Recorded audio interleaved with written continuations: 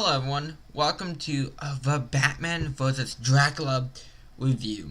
Which the Batman vs. Dracula was a TV movie that was being produced during the second and third season of the show. Kind of why I'm doing the review after the third season, because it came out during the third season. And to be honest, if you try to timeline this shit, the only thing you really get this happens before the Gearhead episode. Other than that, there's nothing, because there's no really characters from the show besides, like, of course, Batman, Alfred, Joker, and Penguin.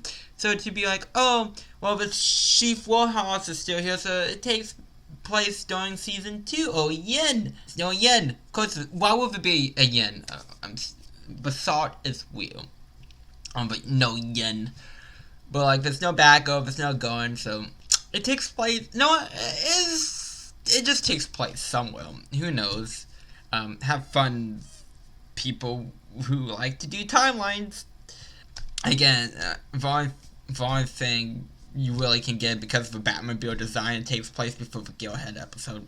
You know, do with that as you will. But with the timeline kerfuffle out of the way, let's actually get on to the review. Like, starting off, I like the opening theme. I like how they have, like, a violin, kind of like the Dracula theme. Kind of a nice little tone shift from the normal soundtrack of the show, which is nice. But, like, the opening is so boring in terms of, like, the credits, because the credits just show up on screen and it's like, oh, okay. I feel like, I don't know, could really made it a little fun for the kids, but no, okay, kind of boring. They are playing a bingo at Arkham Asylum. Penguin hears about a treasure in the cemetery from the plot star, because without this guy, none of this would have happened. He told the Joker first, but I didn't think Joker would be a good, like, partner to get the treasure back. And of course, Joker escapes from Arkham, so does Penguin. And we never see that plot star again. He's just wrong in Arkham. But he does say something interesting. He mentions that he would have gotten 10 years in normal prison, so he pretended to be crazy and go to Arkham Asylum for a year. Which, I guess it's interesting to know there's, like, actual prisons in Gotham, and not just, like, an insane asylum acting as a prison. I'm curious, like, why normal prison is, like, has so much more of a high sentence than, like, an insane asylum. I would think there would be about equal, but what do I know? I know nothing. I mean, I legitimately know nothing, so. Moving on. Penguin and Joker bump into each other, but Joker leaves the Penguin in shock. Literally. The Batman catches up to the Joker, and then we cut to a Penguin in the, like, cemetery, and he, like, the hint that the plot star gave him was like, oh, it's a quip behind a cross. Of course, this cross is everywhere. It's a cemetery. I mean, what were you expecting, Penguin? And then we kind of cut back and forth between, like, the Joker and Batman fighting as, like, the Penguin thinks he's, like, found the quip with the treasure on it, but, like, accidentally cutting himself. Penguin's blood wakes up Dracula, who is played by Peter Stormare. Sorry if I butchered his name. Who has played King Zalon and King Victor in Ben 10 Ultimate Alien. Joker falls to his death because he was falling in water and his jaw puzzle, like, malfunction. We might see a bit of Batman Beyond Return of the Joker in terms of, like, the jaw puzzle. And he got electrocuted. Which also, I don't know if it's poetic justice or coincidentally, like, Joker and, like, Batman Arkham Origins push the electrocutioner off of, like, the hotel building, causing the electrocutioner to fall to his death. Maybe it is, maybe it isn't. Coincidence, yes. And also coincidence, speaking of which, I love that how the movie with Robert Pattinson as Batman is called The Batman, and that came out 17 years after this movie came out, and Edward Cullen, like Robert Pattinson played Edward Cullen in Twilight. Also coincidence? Yes, but a funny coincidence nonetheless. Dracula fed on a cemetery guard and turned the guard into a vampire. Dracula brainwashed Penguin to soothe him. I like how the death of the Joker actually like affects Batman. Like, I let someone die, and it's a nice character moment. Like the like small like moments with this Batman, I really do appreciate when they do give them to him. It really feels like rounds out the character nicely. Dracula was from Transylvania, and he was transported to Gotham because the plot needed to happen. So the female lead this time is Vicky Vale, because again, there's no Batgirl, there's no Yin. Still upset about the Yin. Who's played by Taylor Strong, who has played Raven in a lot of Teen Titans. Harley Quinn and Batgirl in a lot of different stuff too. Like Harley Quinn in like the Rockstar, like Arkham Asylum games. Batgirl, I know she's done Batgirl for like the Killing Joke. Then I believe she did Batgirl for the DC anime universe a bit, if I'm not mistaken, top of my head. And also Ben, like young Ben of the Ben 10 franchise too. You can cut out Vicky Vale, like honestly cut her out completely. You're not really missing much, because Vicky Vale like recognized like Bruce for being the brute that he is, and not really letting people in. Cool, but like since she doesn't show up again for the rest of the series, it's just okay, cool. Someone recognized who Bruce is. And the fact that we can't build upon that later on is pointless. I feel like for one like plot really relevant thing that she has to do, you can cut that out and like replace it with like something else to like have an urgency there. Because really, all she counts down to is a demonstrating distress of a third act, which again you really don't. Really, like again, she doesn't add anything. She doesn't act she's just there to have. I feel like to have a female lead. I mean, and she's on the back of a DVD box, like legitimately as a selling point. Vicky Vale from the comics is in the Batman vs. Dracula for the first time in the series, and it's just okay, cool. I mean, I have no stronger feelings for Vicky Vale in general. Vicky Vale, she's RuPaul, cool, whatever. But again, she is just taking up space in screen time. Away from I don't know what, she's not really taking away from anything. She's paying, basically.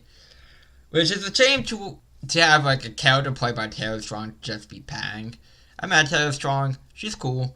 I had a convention once. Bruce asks Vicky out. There's like a lot of missing people, suddenly. A woman was burglarized by a vampire got the burglar, and the vampire also got the woman too. Batman's not fighting vampires. The vampires escape when a train was coming. Dracula finds out who the Batman is. Alfred doesn't believe Bruce about vampires. Dracula shows up at Bruce's party as Alucard. Alucard brainwashed Bruce, but Alfred snapped him out of it. Dracula turns one of the servants into a vampire, which Alfred found out via the mirror. I mean, personally, I would freak the fuck out like Alfred did. Like, Alfred looked at the mirror and was like, oh, like, basically like, oh shit. And also, I appreciate for all the vampires that are here, each one of them have a unique design, instead of like, copy and paste, which is very appreciated. I know there's a lot of work to coming up with a lot of different designs. But hey, I get that's quite well deserved on that. Alucard has a thing for Vicky, of course. Bruce is the world's greatest detective because he found out Alucard was Dracula backwards. Bruce wants to save everyone who's been turned into a vampire. Now people think Batman's behind the disappearance because some guys saw a bat-shaped figure. Of course, Batman's on with garlic and goes to the graveyard. The cops show up to take Batman out. Dracula takes out the cops for Batman, which thanks for the help. And then like Batman and Dracula have a confrontation. Batman's just not having a good time against Dracula. Can't get him, getting his ass kicked. But luckily for Batman, the sun comes up. And, you know, Dracula can't stand the sun. Batman's having a dream about his parents dying and how Batman thinks Dracula like outshined him. And then the Joker came back. You know, he ain't dead. He finds Dracula and becomes a vampire. Joker attacks a blood bank, and this is like the creepiest like scene. I remember like this kind of freaked me out as a kid. And I think the reason why they kind of got away with this scene, because there is a lot of blood, is because the blood is like basically it looks black, and that's probably due to the lighting. And so like it doesn't look like blood when Joker is just shucking back blood vials, which was but not. But it probably can't be in a blood bag due to, again, I imagine some kind of studio censorship or like that's too much. So if you put them in vials, which that seems like a very inefficient way to store your blood for a blood bank. But what do I know? The point is, I felt like they had to tweak some things to get the scene in the movie. But it's a really well done scene. I like Batman versus like Vampire Joker. Batman was able to beat Joker because Joker was distracted by waning blood. Hallelujah, it's waning blood. Bruce is using Joker to come up with a cure. We cut to a random creepy little girl because it's kind of a scary movie. We gotta get the creepy little girl in. And we cut back to Bruce, who has like a fake sun device to test if his cure works. We cut to see that someone messed up the coloring of the vampires, which actually makes them look more creepy than they do, but they don't have the correct eye color or skin pigmentation. The coloring mistake happened, I caught it 2 other times, but that one was the most notable. Vicky shows up at the man, but we realize Bruce isn't gonna show. Like, the scene that like Joker's like screaming for blood is kind of chilling. Bruce figures out a cure. The cure works on Joker, but he doesn't have any memory of being a vampire. Vicky gets kidnapped by Dracula. Dracula is using Vicky to bring back his wife. Batman is finding vampires is fun and killing them. Batman couldn't fight against Dracula's brain control and lost the last cure he had on him. Batman fights Dracula as Penguin chases Vicky. Batman is trying to lead Dracula to the Batcave, but is getting his ass handed to him along the way. Alfred fires a cure at Dracula, but that does nothing. Batman uses the fake sun to defeat Dracula and flexes on him too. I like basically he goes like because all of the movie they had to introduce the fake sun device. So like at Bruce party, it's like it was for like energy renewal. Like revealing new energy renewal, and Bruce like mentioned to Alucard, "Hey, there's a fake sun device," and Dracula puts together because like, "Oh, you Bruce lying." He doesn't actually talk like that in the movie, but it's my Dracula voice. So, and but like Batman is like flexes on him and goes like, "No, I am Batman," and like kills him via the sun. Fake sun, but via the sun. So this Batman does have a body count on him. Killing Dracula knocked out Penguin from the brain control, and Penguin just takes the blame Penguin for everything, but kidnaps, because they were called the lost ones in the movie for people who were kidnapped, and they're just like, Penguin's one here, so it's Penguin. Batman's clear. Okay, and that's how the movie ends. Like, this movie, it's Batman vs. Dracula. I have no problem with this movie having a supernatural foe, especially for, like, the last 2 seasons of the Batman TV series. I think Batman vs. Dracula is, like, I don't want to say common sense, but considering how many crossovers Batman has had, like, versus the Predator, Teenage Mutant Ninja Turtles, Dark Knight versus the king of all vampires makes sense. So, like, that's fine. Again, like, Vicky Vale being the all-new character, you can just forget about her, really. Like, I have no opinion on her. She's just there. Which, for a character you introduce, and again, you have it on the back of your box, like, characters from a DC comic. Joker, Penguin, and Vicky Vale new for the series. That's the selling part. I'm expecting something. And the fact that there's nothing to her character, and again, the fact that you recognize who Bruce kind of is, but that doesn't get expanded upon or really focused on, or we don't see her for the rest of the series, on top of everything, this movie is fun. Like, it's fun. Like, seeing Batman versus vampires, it's a fun idea. It's a fun concept if they make it fun.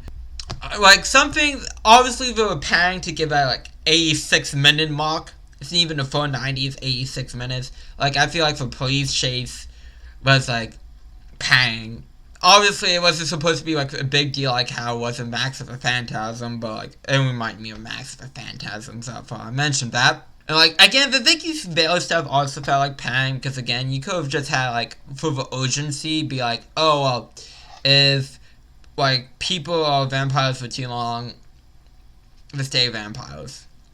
And, of course, like, they want to, like, the whole Dracula white thing felt like more of a not necessarily a plump hole, but I feel like a way to justify Vicky Vale being in the story. More than, Vicky Vale had to be in the story because Dracula needed to revive his wife. If that makes sense. But, with that being said, I do like this movie. Like I do. The animation is good.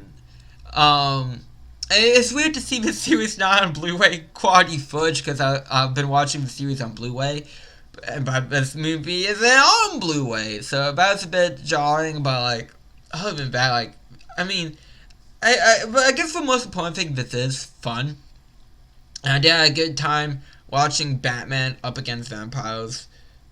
I love like why is the joke? I mean, this is probably one time he didn't make me laugh, but he still was like the standout moment of this movie. He is such a steal. It is a shame that no one talks about this incarnation of the Joker. He is so good. I know it's a different take from Mark Hamill's, which Mark Hamill's Joker is also fantastic, but like this is also great. And it's a shame that no one talks about it. I mean, other than that, like, again, this movie is entertaining, so I would give it an 8 out of 10. So, leave a like if you like this review, leave a thumbs down if you don't like this review, and subscribe if you want to see more Fawaz reviews. So, I will see y'all next time. Bye.